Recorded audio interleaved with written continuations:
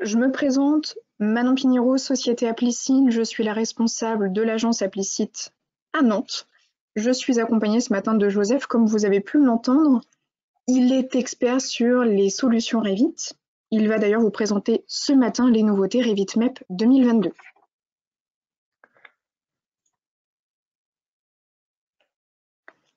Nous commencerons par une brève présentation Applicite. Ensuite, Joseph va vous présenter les nouveautés Revit 2022 sur la partie MEP, bien entendu. Au programme, on va vous parler des interfaces, de la conception, des annotations, la nomenclature, tout ce qui est import-export, notamment la partie MEP, toutes les nouveautés, et puis aussi des diverses améliorations qu'Autodesk a mis en avant cette année. Ensuite, partie questions-réponses, comme d'habitude, vous connaissez à présent le principe.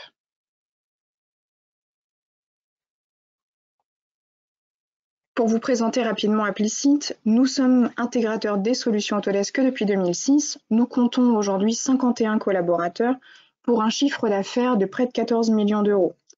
Vous nous connaissez déjà au travers de notre expertise technique. Notre rôle est simple, c'est seulement de vous accompagner pour qu'on puisse améliorer vos workflows, vos processus de conception. Et si vous vous demandez où nous sommes, c'est simple, au plus près de chez vous grâce à nos 5 agences. Pour rester informé sur nos actualités, vous retrouverez notre agenda qui relate de toutes les présentations, les webinaires, les formations sur notre site applicite.com. Et d'ailleurs, justement, sur notre site internet, vous pouvez retrouver notre blog technique. Nos ingénieurs d'application créent régulièrement du contenu en lien avec vos problématiques ou des questionnements sur les logiciels Autodesk.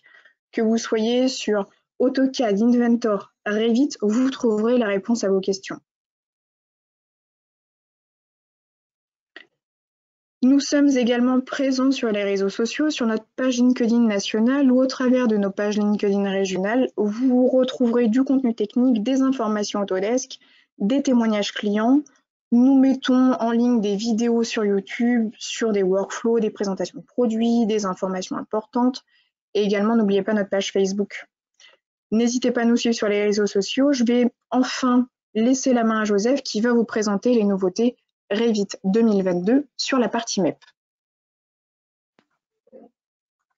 Bonjour à tous. Voilà, on va partir voir un petit peu l'agenda. Donc on va avoir sur l'interface les écrans d'accueil, les nouveautés, les outils, les nouveaux outils pour charger les familles Autodesk, le dimensionnement de différentes boîtes de dialogue, l'ajout d'une info bulle dans les boîtes de dialogue, les mémorisations de paramètres, les suppressions et surtout la suppression de l'onglet météo dans la boîte de dialogue. Ensuite, au niveau conception, on a le quadrillage dans les vues 3D, les phases dans les filtres de vue, sélection multiple dans les filtres de vue, ajout de révisions dites personnalisées, la nouvelle option pour définir une vue en plan détaillé et une réinitialisation de géoréférencement qui avait été demandé depuis un petit moment. Dans la partie annotation, on a l'ajout possible de préfixes ou de suffixes dans les cotations, les rotations libres des étiquettes selon un angle et la possibilité d'étiqueter plusieurs occurrences du même type, d'un même type avec une seule étiquette. Au niveau des nomenclatures, pas mal de petits changements comme la recherche et les filtres dans les champs, des infobules sur les champs, des filtres par famille, type et catégorie tant attendus, la nomenclature qui peut être divisible, l'exportation d'une nomenclature qui était au TXT en format TXT qui maintenant sont en CSV, les indications varient ou autres pour des valeurs différentes et les renseignements du champ varient. Au niveau des exports-imports, on va avoir l'export PDF en natif et la liaison des fichiers Rhino, ouverture dans le cloud. Pour la partie MEP, petit bug sur la vidéo, mais ça c'est pas grave, on a l'utilisation des pièces ou des espaces pour l'analyse de système, les chemins par défaut des rapports d'énergie, l'export GBXML, l'optimisation, enfin on a plein de petites choses, l'analyse du système, les ombrages automatiques, l'affichage des annotations, nouvelle catégorie électrique, et après on passera dans le divers. Donc on y va, on démarre. Pour l'interface, donc l'écran d'accueil Autodesk, avant il y avait marqué BIM 360, avec la nouveauté, maintenant on a Autodesk Dock, que vous avez en natif maintenant dans la collection AEC. Pour ce qui est du chargement des familles, donc avant dans la version 2021. Donc on avait chargé la famille et chargé la famille Autodesk pour aller chercher les différentes données sur le site. Maintenant, on a des améliorations qui font que on n'est pas obligé de charger ce contenu directement sur son ordinateur, on peut aller le chercher via Internet. Voilà, et ça, voilà. Donc ça, c'était pour la 2021, on obtenait et ainsi de suite. Donc ça, tout ça, ça a changé. Aujourd'hui, pour obtenir les familles, c'est directement dans le bureau Autodesk, où il va vous proposer plusieurs bibliothèques que vous pourrez charger en fonction des besoins que vous avez. Pour l'interface, alors des nouveaux dimensionnements de différentes boîtes de dialogue, hein, donc le transfert des normes de projet, les purger les éléments, voilà, et ainsi de suite, ainsi de suite, le profil en relief, profil en creux. Bon, tout ça, c'était des petites bêtises qui nous empêchaient de travailler correctement. Donc aujourd'hui, voilà, ça a été changé. Dans les nouveautés, toujours pareil, on a des ajouts d'infobulles dans les boîtes de dialogue pour savoir exactement dans le transfert à quoi correspond chaque item, parce qu'avant on ne l'avait pas. Voilà, donc on peut directement aller sur le transfert où on a des nouveautés qui apparaissent. Toujours dans l'interface, la mémorisation des paramètres des outils de modification dans la session Revit. Alors avant, quand on mettait la petite coche qui allait bien, contrainte, détachée, pour les différents outils de modification, Revit ne les conservait pas d'une session à une autre. Aujourd'hui, il le conserve. Donc c'est un gain de temps dans la façon dont on pratique et on utilise ces outils-là. Donc là, on s'aperçoit que c'est à peu près sur tous les outils que l'on a. Sur l'interface, toujours la suppression de l'onglet météo. Alors avant, on avait emplacement météo site sur la version 2021. Aujourd'hui, sur la 2022, on n'a plus qu'emplacement et site vu que la météo, pas grand monde ne l'utilisait. Voilà. Alors, juste un petit aparté, pas mal de modifications et de nouveautés sont faites par rapport à IDEA Revit, hein, que vous trouverez sur Internet, qui sont les idées des utilisateurs. Donc aujourd'hui, dans Revit 2022, avant on avait ce qui était les niveaux en 3D. Aujourd'hui, si on travaille avec des quadrillages, on va pouvoir tout simplement les visualiser en choisissant quels sont les quadrillages de quel niveau et sur quel niveau on veut les utiliser. Voilà, donc ça permet d'avoir une visualisation et de pouvoir travailler avec ces quadrillages et d'avoir des plans de référence supplémentaires afin de travailler plus facilement dans la 3D. Au niveau de la conception, maintenant, on a ce qu'on appelle des phases dans les filtres de vue. Alors, voilà, donc on a un projet, on va pouvoir aller directement dans le phasage dans lequel on a créé plusieurs phases. Ici, j'ai créé 7 phases. On a attribué à chaque objet des phases bien précises, phase 2, phase 3, phase 4 et ainsi de suite, et ainsi de suite. Donc on prépare tout ce que l'on a besoin sur les différents éléments. Et une fois qu'on a fait ça, on va donc tout simplement passer dans les filtres et créer des filtres bien précis en fonction des phases. Donc là, on a créé la phase 1 et la phase 2 en fonction de la phase de création. On aurait pu faire la même chose en fonction de la phase de démolition, hein. Il n'y a pas de problème. On a attribué donc des motifs et des couleurs. On va activer donc cette phase-là et automatiquement, on s'aperçoit que sur la 3D, on a cette modification. Alors ça fonctionne aussi bien sûr en 2D, hein, il n'y a pas de problème. Toujours dans la conception, là on va sélectionner des filtres multiples. Alors ça c'était très embêtant quand on avait la possibilité, quand on avait besoin de sélectionner différents filtres, on était obligé de les faire un par un ou ne serait-ce que les supprimer. Là aujourd'hui, on peut tout simplement, comme dans Windows, avec CTRL-SHIFT ou CTRL, pouvoir sélectionner un ou plusieurs items de façon à pouvoir travailler correctement. Dans la conception, on a maintenant l'ajout de la révision dite personnalisée. Alors c'est ce que j'appelle la révision bureau d'études client. Donc aujourd'hui, on était un petit peu dans la révision client où on ne mettait que les révisions qui concernaient le client. Donc aujourd'hui, on va tout simplement, dans l'interface qui a changé, créer ce que j'appelle un indissage entreprise ou bureau d'études, ce qui va permettre de créer un indissage différent de l'indissage classique. et qui va permettre sur les plans de pouvoir visualiser les différents indices. Si c'est un indice client, donc c'est un indice qui a été diffusé, ou si c'est un indice BE qui est uniquement interne à la société. Donc on peut mettre donc un préfixe, un numéro, un item, ainsi de suite. Et une fois qu'on l'a utilisé, voilà, on va pouvoir tout simplement, dans les différentes révisions, pouvoir le positionner sur l'indice entreprise. Donc là, on en a un exemple. Voilà. Donc le seul petit bémol, c'est que quand on choisit ici, il faut connaître bien sûr si c'est un indice entreprise ou un indice BE, mais bon, ça je pense, ça viendra dans la prochaine version où on pourra faire le tri en fonction des comment dire, des indices entreprises ou des indices clients. Toujours dans la conception, nouvelle option pour définir une vue en plan de détail comme indépendante. Alors aujourd'hui, en 2021, lorsqu'on crée une vue, un détail, une vue de détail tout simplement, voilà, donc on crée une vue de détail. Cette vue de détail était bien implémentée dans l'arborescence. Voilà, tout à fait. Donc on a créé un niveau de repère 1. Ce niveau de repère 1, voilà. Donc avant, quand on était en 2021, on cliquait dessus, on le supprimait et on supprimait le niveau et ça supprimait la vue indépendante. Là aujourd'hui, avant de supprimer, faire quoi que ce soit, on a toujours la possibilité enfin, Revit nous demandera toujours si on veut la conserver, donc la rendre indépendante en dehors du niveau 0 qui a été supprimé ou pas.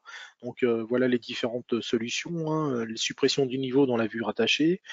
Voilà, donc on l'a pas. J'ai pris le détail, mais je lui ai dit qu'il n'a aucun rapport avec le niveau 0. Voilà, donc on le voit bien. Et ensuite, on a la possibilité aussi, voilà, de directement supprimer le niveau. Et là, on a toujours cette petite case qui vient nous dire voulez-vous supprimer ou pas. Donc le niveau 0 a été supprimé, mais le repère est toujours resté. Donc voilà, ça c'est un petit plus qui peut être intéressant. Donc ça devient totalement autonome. Toujours dans la conception, la réinitialisation du géoréférencement, alors ça date de 2021.1.2, qui a été mis dans la version maintenant 2022 en natif. Voilà, donc avant on avait des problèmes pour tout regrouper au niveau du point topographique et du point projet. Donc là, tout simplement, on a la possibilité de réinitialiser directement ce point, de façon à revenir à un point d'état d'origine, ce qui est un gain de temps assez important.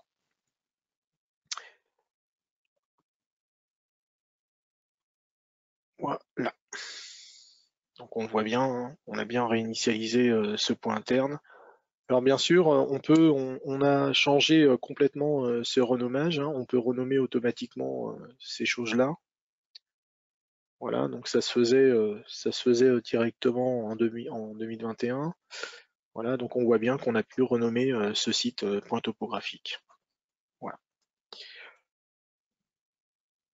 Au niveau des annotations, on a l'ajout possible d'un préfixe ou d'un suffixe dans les cotes. Alors avant, pour avoir ces trois types de cotes-là, on était obligé sur chaque cote de venir mettre un suffixe qui correspond, ou un préfixe bien sûr au code que l'on avait. Aujourd'hui, voilà. Donc aujourd'hui, dans la partie 2022, on a directement dans l'unité principale la possibilité de mettre un préfixe de cote ou un suffixe de cote. Donc ce qui fait qu'on va créer autant de codes que l'on a besoin de préfixe ou de suffixe. Donc on a un gain de temps et on ne le fera pas sur chaque cote. Au niveau de la rotation des étiquettes, voilà, donc selon un angle, donc on va pouvoir tout simplement faire évoluer ces cotes.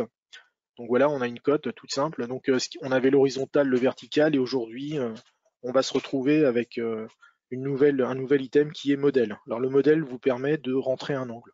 Voilà, donc là 335, on va le remettre à 25. On peut mettre aussi des angles négatifs, hein, bien sûr, il n'y a pas de problème.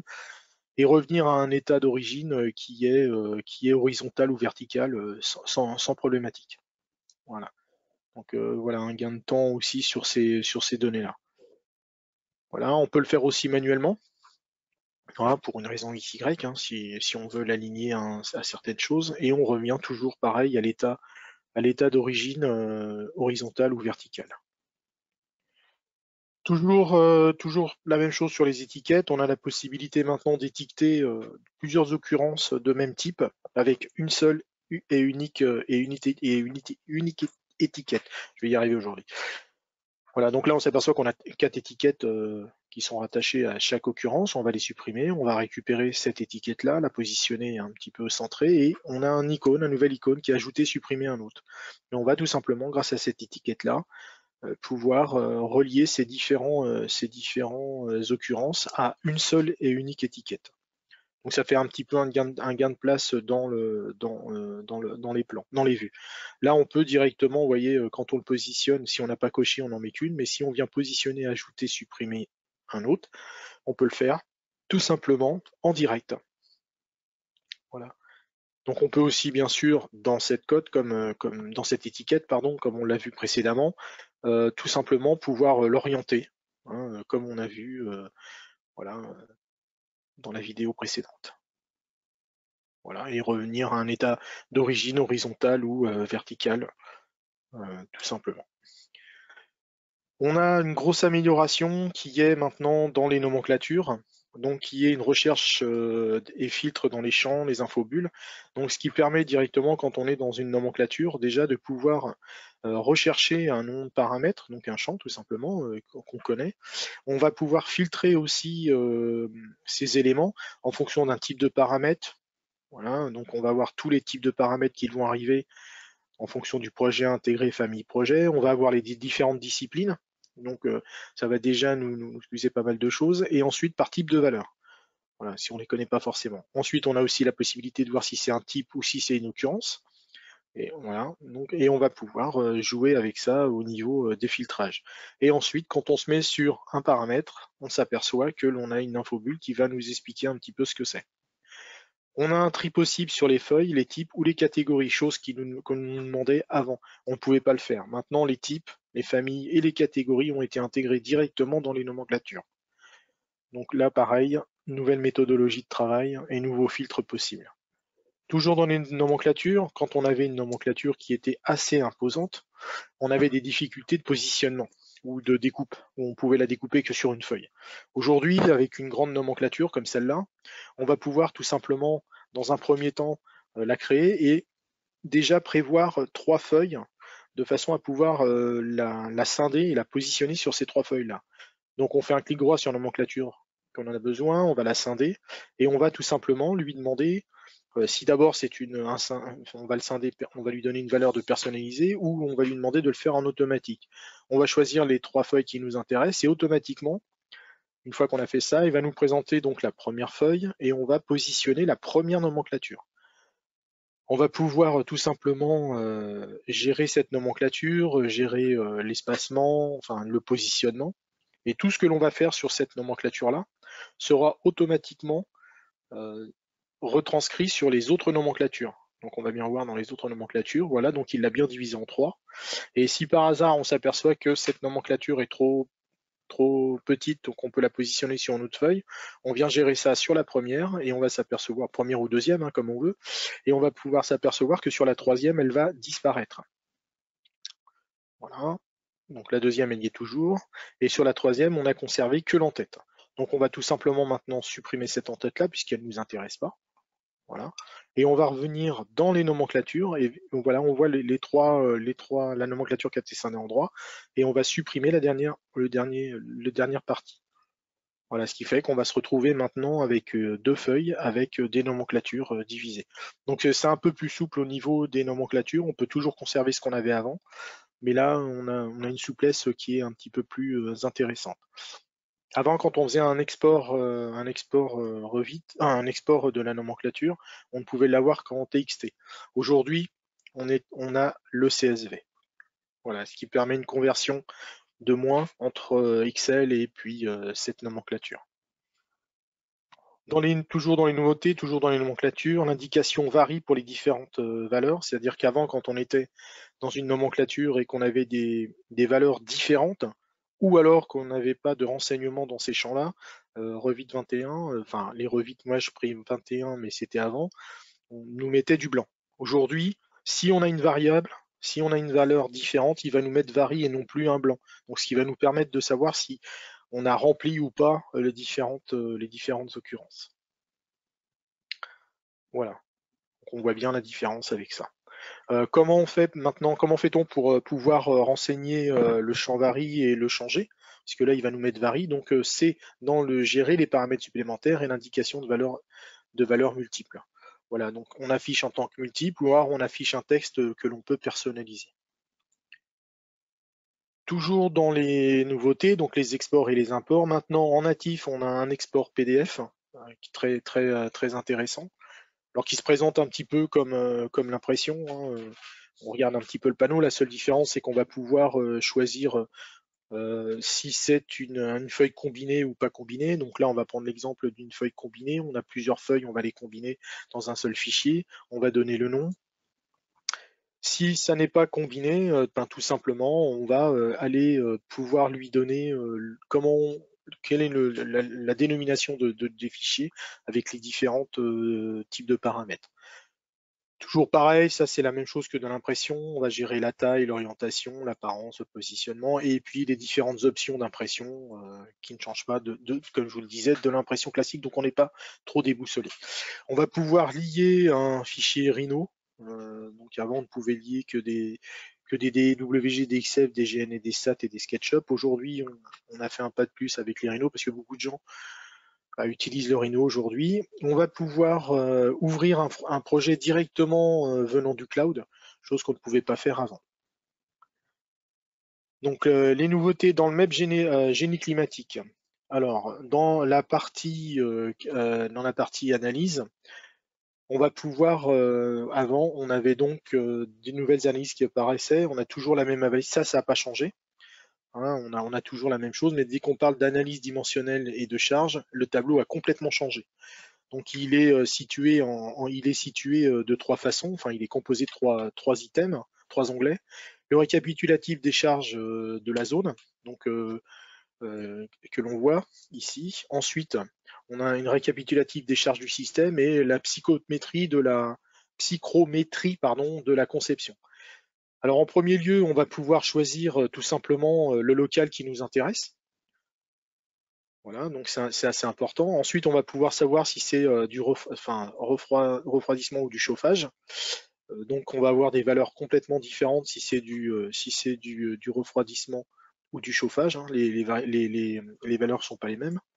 Ensuite, on va avoir des données de conditions au moment du pic, aussi bien en chauffage qu'en refroidissement. D'accord? Et on va avoir des contrôles d'ingénierie.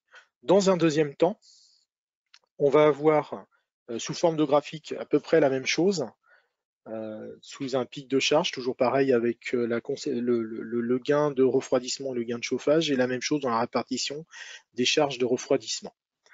Ensuite, dans le récapitulatif des charges de système, ce qui change, c'est qu'on a deux panneaux supplémentaires, donc la température et la ventilation directe. Voilà. Dans la troisième partie, qui est psychrométrie, on a un graphe qui va nous permettre de spécifier des points d'état et avec une pression constante, et tout ça, on va l'illustrer tout simplement dans un tableau. Voilà. Donc, on a la possibilité, bien sûr, cette nouvelle version prend en charge les unités métriques et impériales, et le rapport, il utilisera par défaut les paramètres du projet Revit que vous avez défini, mais c'est facilement modifiable dans le rapport. De plus, le rapport, il peut avoir il a été localisé pour une certaine fonction dans toutes les langues prises en charge par Revit. Voilà, donc en fonction de la langue, vous aurez des unités différentes. Maintenant, quand on fait un calcul, avant, quand on faisait un calcul, on avait ces trois possibilités, donc les éléments de construction, les volumes conceptuels ou les éléments de construction et les volumes conceptuels. Aujourd'hui, dans la 2022, on a rajouté la possibilité d'utiliser des pièces et des espaces. Voilà. Donc ça, c'est un petit calcul supplémentaire. On a la possibilité, alors toujours dans 2021, et voilà la 2022, dans laquelle est venu se rajouter un chemin d'accès au dossier des rapports. Parce qu'avant, il les mettait un petit peu où il voulait. Généralement, c'était dans la partie analysis. Aujourd'hui, on va pouvoir lui donner directement le chemin qui sera retranscrit dans le système d'analyse que l'on pourra changer lorsqu'on voudra lui demander de lancer une analyse. Voilà. Donc une fois qu'on a fait ça, on aura aussi la possibilité d'avoir un export GBXML. Alors le rapport GBXML, lui, a complètement changé. Ça, c'est ce qu'on avait en Revit 2021. Donc deux possibilités. Aujourd'hui, voilà, on a tout ce que l'on a vu avant, plus à l'intérieur des nouveautés. Donc comme utiliser les éléments de construction que l'on n'avait pas avant, utiliser les espaces et les pièces, ça n'a pas changé. Les volumes conceptuels et les volumes conceptuels, les éléments de construction. Donc on a renommé en fin de compte les différentes façons de le faire et on en a rajouté quelques-unes. Voilà. Alors les nouveautés dans le workflow fabrication MEP. Donc dans les versions précédentes de Revit, si on voulait définir, vous voyez, on a des pièces de fabrication spécifiques à substituer avec une famille Revit. On devait créer cet élément de mappage dans les bases de données fabrication, enfin dans CADMEP, SMEP ou CAMDUC pour ceux qui connaissent.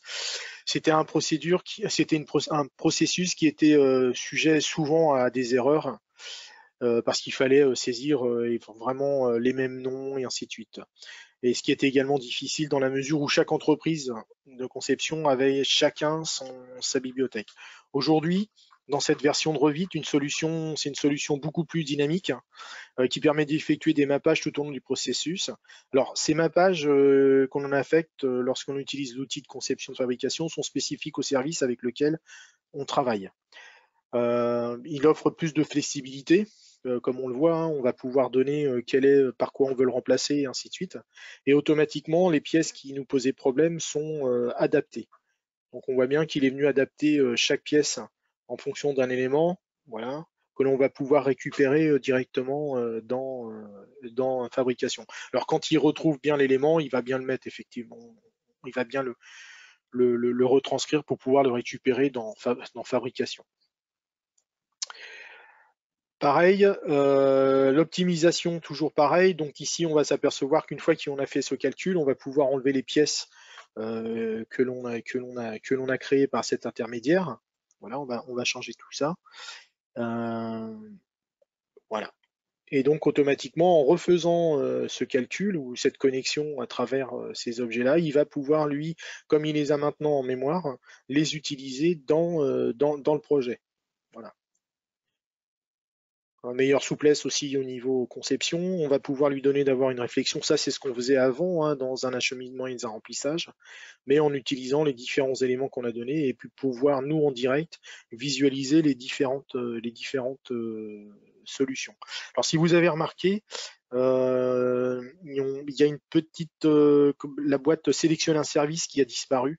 On trouvait ça pas très agréable. Voilà. On peut apporter aussi différentes modifications en fonction de ce que l'on a besoin lors de la conception dans ce mode.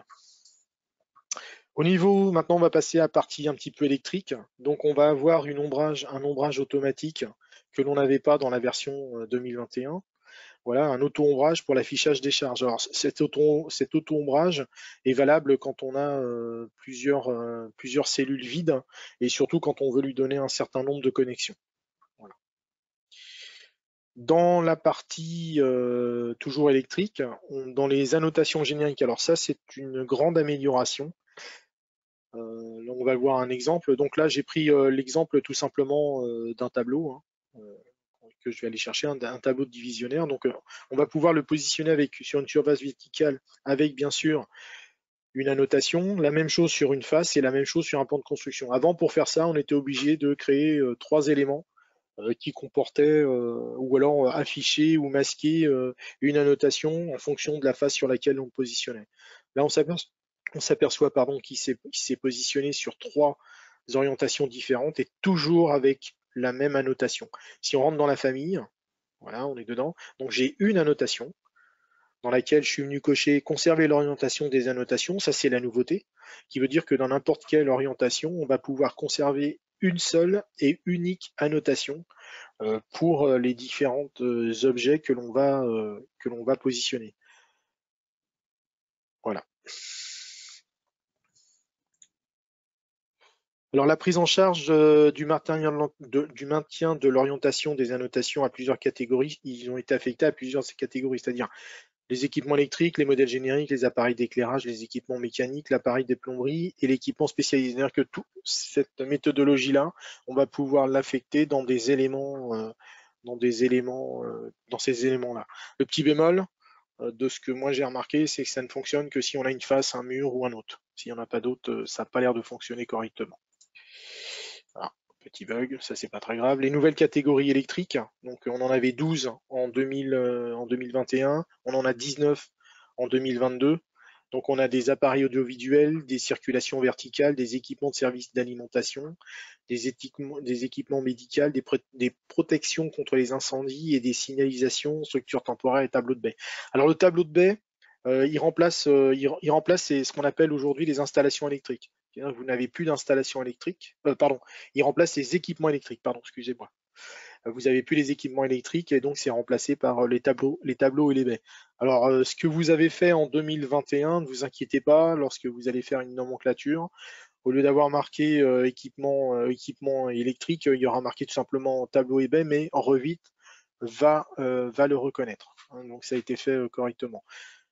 Pour faire les gabarits des différentes catégories, des nouvelles catégories, on va bien sûr utiliser un modèle générique métrique que l'on va tout simplement changer, dans lequel on va tout simplement changer la catégorie et aller chercher celle qui nous intéresse. Dans les nouveautés diverses, donc on a les vues partagées. Avant, on avait du partagé 3D. Maintenant, on va pouvoir avoir des vues partagées 2D. Les plans de référence dans les formes 3D. Alors, quand on ramène une forme 3D qui vient d'Inventor, SolidWorks, enfin bon, c'est un SAT, hein, tout ce qui est mécanique, et dans lequel les utilisateurs ont créé des plans, on va pouvoir récupérer ces plans de référence pour pouvoir se positionner dessus.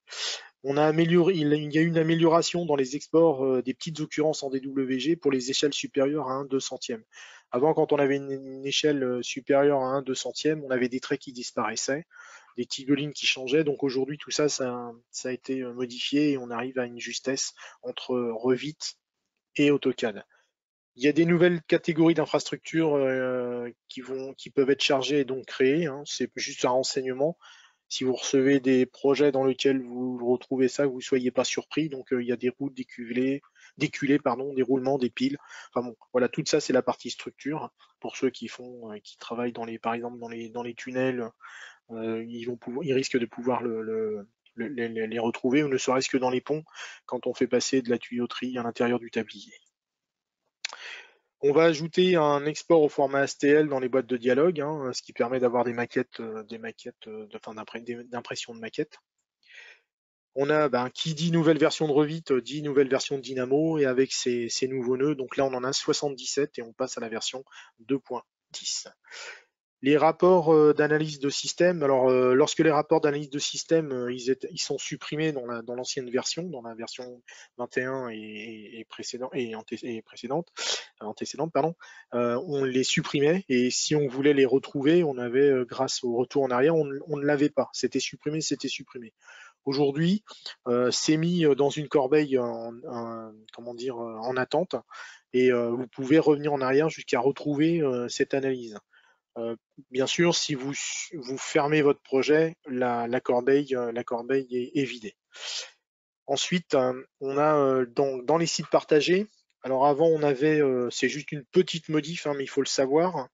Avant, on avait pour le nommage du site, c'était un site interne. Aujourd'hui, ils ont décidé de le renommer en site par défaut. Voilà, c'est juste pour que vous ne soyez pas surpris. Au niveau des capacités calorifiques surfaciques, donc c'est une nouvelle unité qui a été créée dans le projet. Alors la capacité calorifique surfacique, elle a été tout simplement ajoutée pour tout ce qui est mur, sol, plafond, toit, terre-plein et les surfaces analytiques.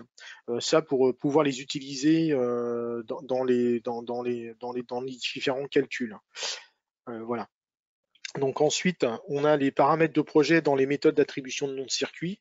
Donc on va pouvoir créer un paramètre dans les paramètres de projet et pouvoir récupérer celui-ci pour le nommage dans le nom des circuits, dans le nom des circuits électriques. Donc ce qui permet une plus grande souplesse par rapport aux différents projets.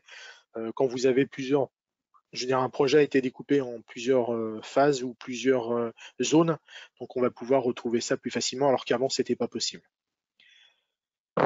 Voilà, donc si vous avez des questions, on va essayer tout simplement d'y répondre. Voilà, Merci Joseph. de rien. Alors, comme d'habitude, vous pouvez poser vos questions sur la petite console.